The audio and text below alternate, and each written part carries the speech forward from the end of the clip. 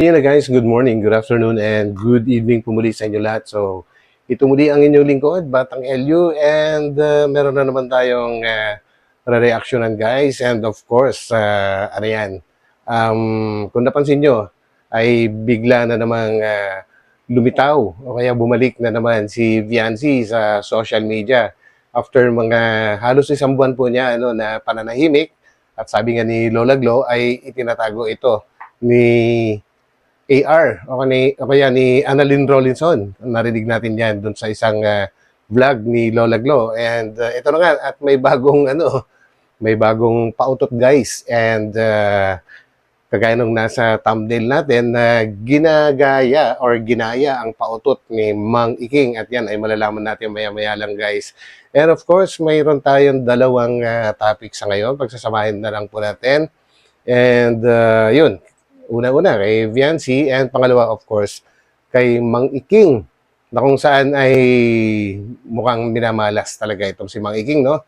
At mukhang na-demonetize na naman po ang kanyang main channel na merong subscribers na kulang-kulang 400,000, nasa 360,000 something po yata yun. And maraming nagsasabi na ito ay isang karma. Pero hindi naniniwala guys na nakarma siya. Hindi siya naniniwala na karma ang inaabot niya at mukhang may suspecha ito guys kung sino ang gumawa ng pagsira or paninira sa kanyang monetized na channel. So yan, abangan po natin yan. Maya-maya lang, yan ay pag-uusapan natin. At bago tayo magtuloy-tuloy, syempre guys, pasensya na kayo. Talagang malalim pa yung sipon ko, kaya nasasamid-samid po ako. At bago tayo magtuloy-tuloy, syempre, huwag natin kalimutang suportahan palagi ang buong Team Kalingap sa pangunguna po yan ni Kuya Val Santos Matubang, Ate Edna Vlogs, and of course si Kalingap Rab. And suportahan na rin po natin ang ating mga kapwa solid at lehitimong reactors ng Kalingap, kagaya po ng inyong lingkod, Batang LU. So yan po guys. So may galap shoutout din sa lahat po ng mga solid Kalingap supporters, lalong-lalo na sa aking mga subscribers. So yan, mabuhay po tayong lahat. So samahan po rin niyo ako guys, and bago tayo magtuloy-tuloy-tuloy, ay huwag kalimutang pindutin muna yung like button. So samahan po niyo ako, let's go! Bakit natin sila mahal? Grabe. Pag-ibig ko sa'yo'y di magbabago. Nako, ayan na po. Talagang mukhang nagkaroon ng concert ang magkapit-bahay po. Hindi nga lang po nagkasabay. Kumbaga ay nauna itong dalaga po na nag-concert sa kanilang bahay. And si Mang Iking, ayan. At lately nga po ay ganyan naman ang kanyang mga pautot po. Instead na nakikipagbangayan, ay kumakanta na lang. And kagaya nga po nung nasa ating thumbnail na ginaya ni Viancy ang pautot ni Mang Iking. So yan na nga po. So binago niya ang kanyang live stream. It's more on singing. So yun, kantahan, at kasama niya ang kanyang younger brother na si pangalan doon? Si Harvey po yata yun. And pwede na bang tawagin ngayon si Viancy guys na from Tolfo Queen to Jukebox Queen? Yan ay isang katanungan. And yan guys, at mararamdaman din natin na itong si Dr. Lab, kahit sa kanyang pagkanta ay merong merong pait. Merong pait na mararamdaman ang kanyang pagkanta. So, umpisahan na po natin ang ating reaction video sa kantahan ng dalawa. So, samahan niyo ako at tuloy-tuloy na. And kagaya na sabi ko, huwag kalimutan pindutin ang like button. So, tara na guys, at handa na natin ito. So, let's go. Bakit mo nagawa? Ang awitin ko ay, bakit mo yan ginawa sa akin? Grabe. Anong kasalanan ko sa iyo? Napakabuti ko sa inyo. Hindi ako mapanglamang. Never ako nanlamang sa inyo. Okay na. Grabe. So, yun pala, introduction pa lang ni Doc Lab yun guys, ay talagang, may kasama ng, ano bang dapat itawag dyan? Kumbaga ay pait, yun na lang. Kumbaga may pagka-bitter na lang, no? And, so yun, anyway, pakinggan po natin ang kantahan ng dalawa po muna bago tayo mag-reaction. So, tuloy. Hapon lang tayo'y magkasama. Grabe. Subalit iniwan mo ng mag-isa. Grabe ano. Kumbaga talagang yung lyrics pa lang ng kinakanta ni Doc Love ay parang may kasama ng patutsada kay V. Kay V ba? Kay V ba talaga yun? Sino ba nang iwan sa kanya? Hindi ba sila? So, yun na nga. At tuloy. Wala nang maalala ka, aking mahal. Di Grabe. ako mapalagay sa kakaisip ko sa'yo. Dahil na lang ikaw ang alaala ko. So, ano din, kumbaga malalim din yung lyrics ng kanta nitong Dalaga Guys, no? Parang meron din yata pinariringgan. I don't know, I'm not sure. Kumbaga, bahala kayo dyan. Basta ako, meron ako naiisip. So, tuloy natin. Subalit iniwan mo ng mag-isa. Ako ngayon nalulumbay. Naka po. Nais ko sana kapiling ka sa tingnan. Ay! Ano bang nakita ang puso kong ito sa'yo? Kapag may kasama, anong ligaya ko sila? Bakit labis kita mahal? Sino kaya ang labis niyang mahal? Nako, nako, nako. Anyway, guys, sa mga, move on na rin. No? So, tuloy. Bakit mo nagawa ang magmahal pa sa iba? Sino ba minahal niya na iba? Okay, sino ba? Si Kapeso ba? Dahil siya ang ipinalit kay Doc Love? Nako, paano yan? Bakit Oh, labis kita mahal? labis na Tanging mahal. nakaraan na lang ang siyang magsisilbing alaala. Di ba guys, mga lyrics ay may mga connection talaga, no?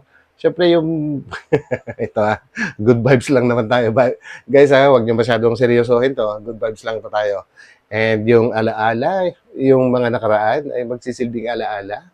Yung kaya mga nakaraan na masasayang panahon ng EDSI at yun ay nagsisilbi na lang na alaala. So, tuloy. Bakit labis kita mahal? Grabe naman talaga. Talagang labis ang pagmamahal niya. And alam naman natin na wala na sila, ano? At karamihan nga ay nagsasabi na wala na talagang pag-asa na magkabalikan pa. Lalong-lalo na ngayon at meron ng everybody na tayo. So, ano lang, good vibes lang tayo sa pagre-reaction sa ngayon, guys. Dahil hindi maganda ang ating pakiramdam. Sipon, ubo. Yan. So, tuloy. Pag-ibig ko sa'yo'y di magbabago. Grabe. Kahit ako'y iniwan mo. Siyempre, alam naman natin na minahal niya. Minahal niya bilang isang anak-anakan. Itong kapitbahay niya po, ano. Pero, kahit na iniwan siya, ay mahal pa rin siguro niya, no? Mahal pa rin niya. Kahit yung dating pagmamahal na ipinapakita sa kanya ng kanyang anak-anakan ay nabaling na sa iba. Nabaling na kay Kapisot ang dating pagmamahal na ipinapakita ng kanyang anak-anakan sa kanya. Nako, grabe to. So, tuloy. Hindi na lang ikaw ang alaala ko. Yun naman pala eh. Dahil nasaan ka man, larawan mo'y natatanaw. May larawan pa ba naiwan dyan? At palaging yun pa rin ang kanyang natatanaw. Sa pagtulog ay panaginip ka. Grabe. Ang nais ko sana kapiling ka sa tingnan. Naalala pa rin kaya niya, guys? Isang katanungan lang. Siyempre, ano po kasi yan, no? Ito, kahit naman siguro hindi sa kanila, no? Sa lahat po siguro ito, na nagkaroon ng relasyon, naghiwalay man kayo sa mabuting paraan o masamang paraan, ay dadalhin mo na yan habang buhay. Parang hindi mo na makakalimutan, lalong-lalo na kung minahal mo siya ng buong puso. And sabihin man natin na ngayon ay nakalimutan mo, pero laging merong pagkakataon na maaalala mo siya, lalong-lalo na kapag nakarating ka muli sa mga dating pinupuntahan nyo, ay lagi mo siyang maaalala. Doon kayo nakaupo, doon kayo nagkikwentuhan, ang saya-saya nyo, o kaya mapunta ka sa isang restaurant at bigla mo siyang maaalala na dati doon kayo kumakain, nagsusubuan pa kayo, nagtatawanan, nagngingitian habang kumakain, and basta maraming bagay yan, guys, na pwedeng makapagpaalala sa mga lumipas po natin sa buhay, no? And lalong-lalo na siguro kapag mismong siya ang nakita mo, ay medyo mahirapan ka siguro kung paano kumilos, no? Kung paano ka, lalo pagka gusto ka niyang kausapin, kagaya nung nangyari sa kanila nung nakaraan, na pinagtagpo sila ng dalawang dating mga sponsors or sponsors pa ng EDSI. Dati ay kakaroon talaga ng drama. Sabihin na nating drama. So yan lang ang aking masasabi, guys, na parang imposible na kapag ka nagmahal ka ng isang tao, ay napaka-imposible ng makalimutan mo pa muli, no? And correct me if I'm wrong, pwede po kayong mag-comment. Siguro madali makalimutan kung hindi mo siya talagang totoong minahal, o kaya naman ay may ginawa siya, yung totoong may ginawa, na talagang halos mawindang ka na. Yan, mas madali siguro kung mayroon siyang malaking kasalanan. Mas madaling kalimutan ang isang nakaraan kapag ganun po, ano. Pero kung pride lang ang umiral sa inyo, kaya kayo naghiwalay, ay mahirap makalimutan ang isang tao na yon. So, tuloy po natin, guys. Bakit mo nagawa ang magmahal pa sa iba? Yun lang, no? Yun lang talaga. Yun lang talaga mahirap. Bakit mo nagawa na magmahal pa sa iba? Actually, ito, guys,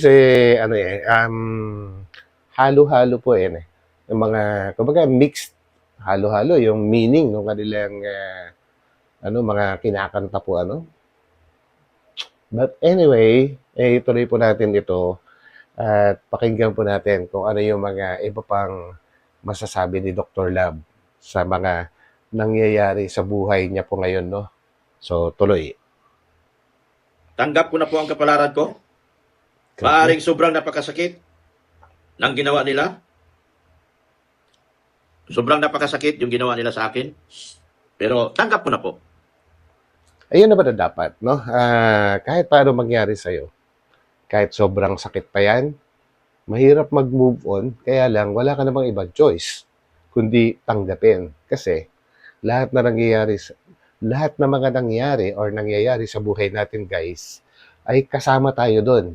Mayroon tayong bahagi. Kaya nangyari yung isang bagay na yon. Hindi mangyayari yon kung sila lang ang magiging dahilan. Kumbaga, meron kang naging cooperation, meron kang naiambag, kaya nangyari ang isang bagay sa ating buhay. Hindi po ba? Tama o mali? So, comment down. So, tuloy. Wala akong choice. If Tama. this is my destiny, I have to accept it. Sa totoo lang, guys, sa totoo lang, ang pinakamahirap na gawin sa buhay po natin ay yung tanggapin. No? Ang tanggapin ang katotohanan. Napakahirap po gawin yan. Kadalasan po sa tao kasi, normally ay nagiging denial. No, nagiging denial. O kaya ayaw tanggapin o itinatanggi na kaya nangyari yan ay dahil sa ganitong dahilan, sa ganyan dahilan. So, mahirap talaga. Mahirap tumanggap.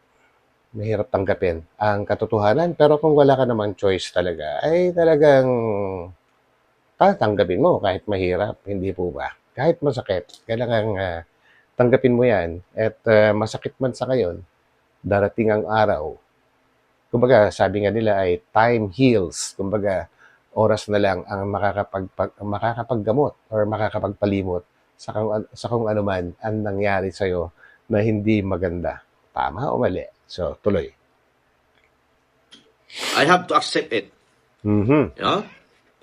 Masaya lang tayo kahit ganito ang sinapit ng buhay ko. Sakit talaga. Pero, wala kagustuhan nila yan. Actually, yung pagkakabanggit ni Dr. Love dito guys, bali, double meaning po ito eh.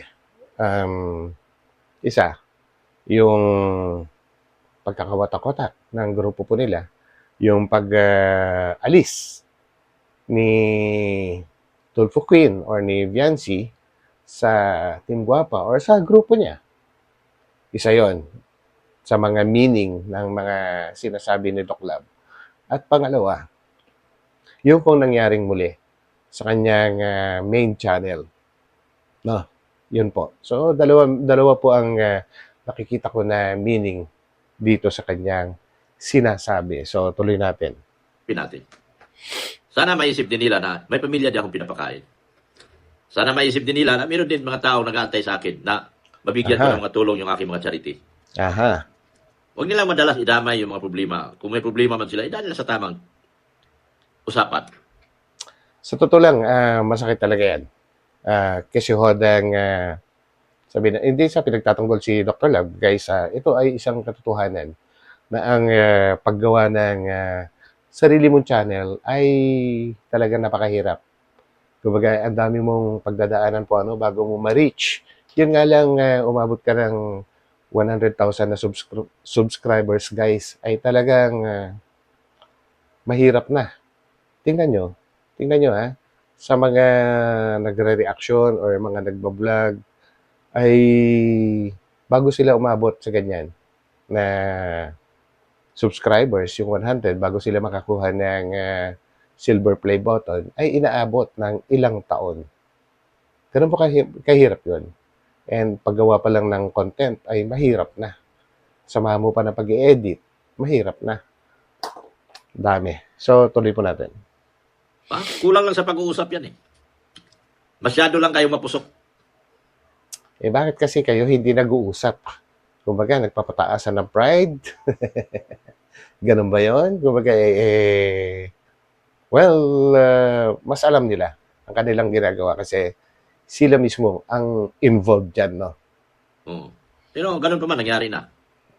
Nagtagumpay na kayo.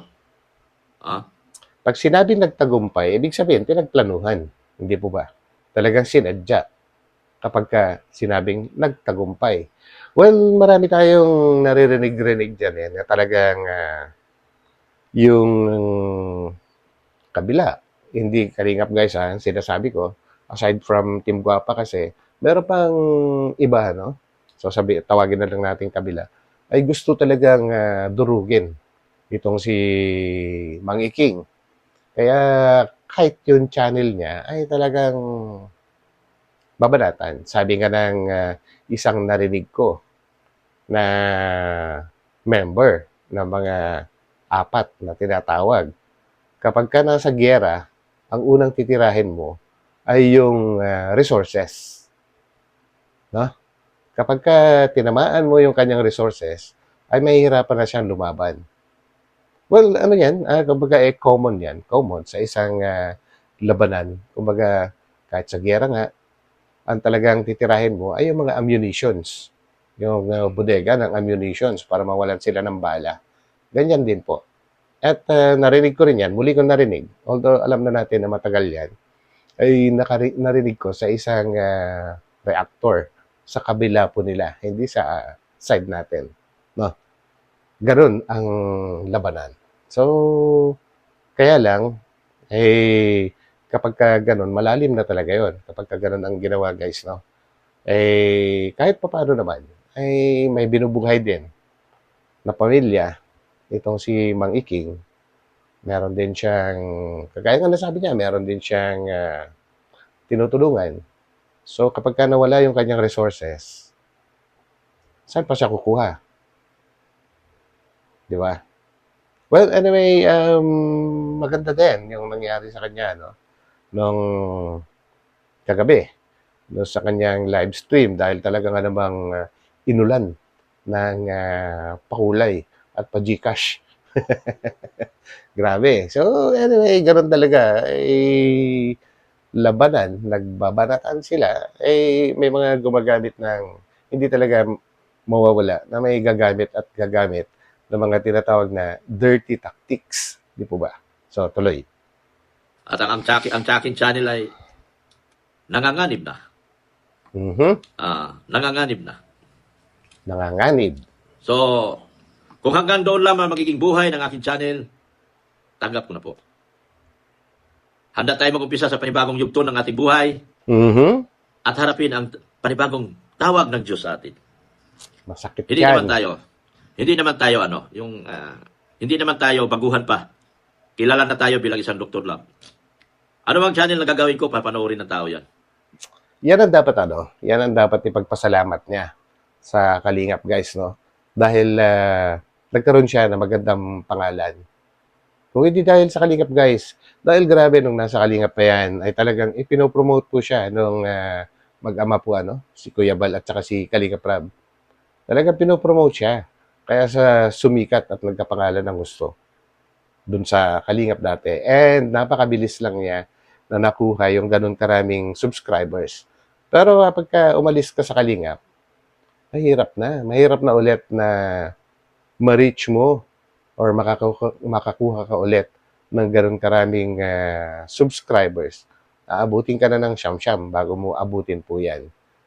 Kaya naman napapabilis ang pagdami ng subscribers sa pag nasa Kalingap dahil nagtutulungan po yung mga supporters doon. No? Supporters dito pala, dito. Kasi andito ako sa Kalingap. So yan guys, kapag lalong-lalo pagka binanggit ni Kuya Bal or ni Kalingap Rab ang pangalan mo or isinama ka niya sa isang vlog, ay talagang napapabilis ang paglago ng iyong YouTube channel. Ganun po ang nangyayari. Pero yung mga umalis, nahirapan na sila. Nahirapan na sila magparami pa kasi wala na yung mga dating supporters na solid Kalingap ay hindi na rin sila susuportahan. Kung meron man, ay mangilan-ngilan na lang yon. So, ganun po yon. So, tuloy. Ako ay si Dr. Love. Yan o. Masakit lang talaga. Yung inyong pamamaraan ng inyong pagsira ng aking channel. Masakit lang talaga. Huwag kayong mag-alala, hindi ako gaganti sa inyo. Gano'n man kasakit ang ginawa niyo sa akin, 1 time, 2 times, 3 times, 4 times, 5 times, hindi ako gaganti sa inyo. Dahil naniniwala ako na may Diyos na siyang nagpaparusa sa ating lahat. Grabe, may Diyos. Well, ayokong batikusin yun, yung part na yun. Anyway, tuloy na lang natin. Ang Diyos ang siyang nanonood sa mga ginagawa ninyo. Maring nagtagumpay kayo ngayon. Pero pagdating ng panahon, pagdating ng araw, sisingilin din kayo ng Diyos sa mga kawalang-hiang ginawa niyo dito sa lupa. At tayo'y magkita-kita din sa taas at sa lupa. Okay. Ano pa? Laban lang, Dok. Hindi sila magtagumpay. Nagtagumpay na po sila. Nagtagumpay na talaga. Di po ba? So, wala pong problema sa akin yun. Nako. Ako guys hindi sumasagi sa isip ko na taga-Kalingap yung gumawa sa kanya dyan. Kasi kung tutuusin, talagang mabigat. Sobrang bigat ang pakiramdam ng mag-ama sa kanya. Ay kinasuhan na siya. Di po ba? Lalong-lalo naman siguro na member ng Kalingap ang gagawa dyan. Maaring sabihin na natin na ang gumawa talaga sa kanya dyan ay yung talagang mainit na bumabanat sa kanya ngayon. Hindi ko tinuturo, ito ay pag-a-analyze lang. Yung mga posibilidad kung tawagin ba. So, ganun po ang aking naiisip. And wala naman po tayong binabanggit na pangalan. No. So, yun lang. So, tuloy. Sabi nga nila darating na ang karma mo. Ay, ito na nga. Yan. Ito na yung sinasabi ng karma. Pero itong karma na ito, hindi gawa ng Diyos. Ito ay magawa ng tao na nagpakademonyo. Grabe. Ito ay gawa ng tao na nagpakademonyo. Sino ba? Sino ba? Alam ko may naiisip na kayo kung sino man yun. No? Alam ko na. Hindi na kailangan pangalanan pa. So, tuloy. Wala mang inutos ang Diyos na magpakademonyo ka Ikaw mismong tao ang nagpakademonyo at nagpaalipin sa kademonyohan. Well, naniniwala ako dyan. Naniniwala ako dyan. Alangan namang si Lord ang magsasabi na magpakademonyo ka. Ikaw mismo. Ikaw mismo. Sarili mo. Choice mo yan. Pinili mo na magpakademonyo. Ganun po yun. Grabe demonyo at Diyos na yung binabanggit ni Dr. Love dito, guys. Itong nangyari sa akin, hindi ito karma. Once and for all, sasabihin ko, hindi po ito karma. Kagagawan ito ng tao na nagpaalipin at nagpakademonyo. Grabe yun, gawa ng isang tao na nagpakaalipin sa demonyo. So, yun pa lang, yung mga banat niya na yun, parang I'm sure na naiisip niyo na kung sino yung tinutumbok po niya dito, Sigurado ako na alam niyo na. So, tuloy. Yun po ang katotohanan. Pero ganun pa man, wala akong galit sa inyo. Nakangiti pa rin ako hanggang ngayon. Pero masakit na. Masakit talaga yan. Masakit na. Masakit dahil saan ka makita, wala ka ng channel. Ilang taong kong pinaghirapan ang channel na yan. Mm-hmm. Ilang taong kong pinaghirapan buuin ang bagong channel ko na yan.